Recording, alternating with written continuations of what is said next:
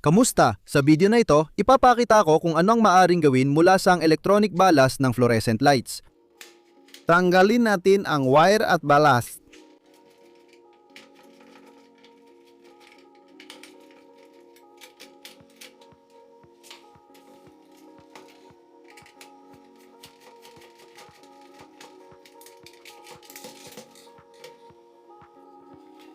Gamit ang distornilyador, binubuksan natin ang takip at inaalis ang board. Susunod, kailangan gumawa ng ilang butas sa kaha gaya ng ipinapakita sa video.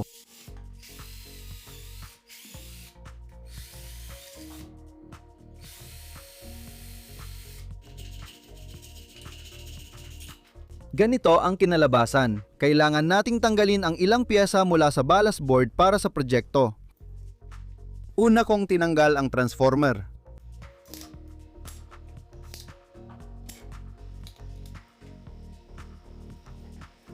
Tanggalin din ang mga transistor. Dalawa ang nasa board, pero madalas masira, isa na lang ang gumagana sa akin.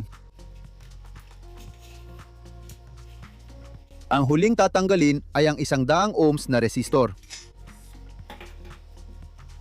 Tatlong pangunahing piyesa ang kailangan para dito. Ngayon, ipasok ang Type-C connector at LED sa mga butas sa gilid ng katawan.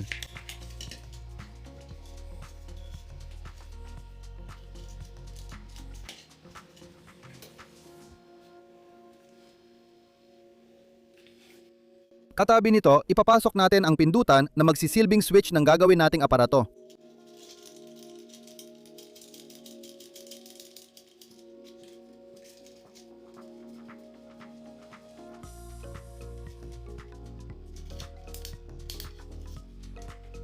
Ilalagay din natin sa loob ang tinanggal na transformer.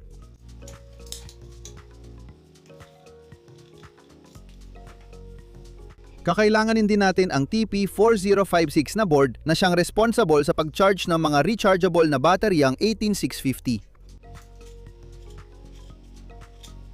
At ikakabit din natin ang tinanggal na transistor. Sa gitnang butas, ilalagay ang sinulid na bushing at ikakabit ang socket ng bumbilya.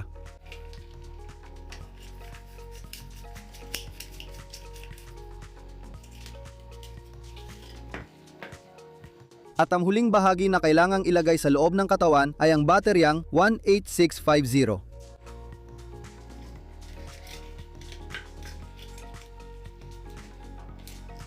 Ngayon, kailangan na lang natin isolder ito base sa diagram sa screen. Ganito ang kinalabasan ng lahat. Ngayon, maaari nang isarang takip at magsimula sa pagsubok ng ginawa nating proyekto.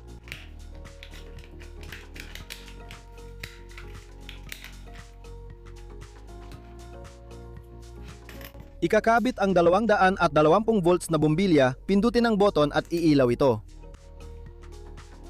Tulad ng naintindihan ninyo, gumawa ako ng simpleng voltage converter mula sa 3.7 volts papuntang 200 at 20 volts.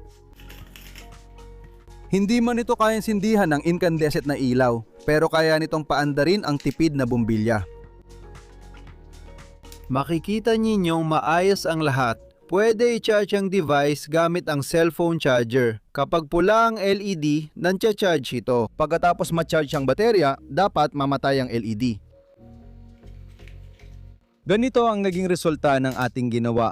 Kung nagustuhan ninyo, mag-like at subscribe. Salamat sa panonood at paalam!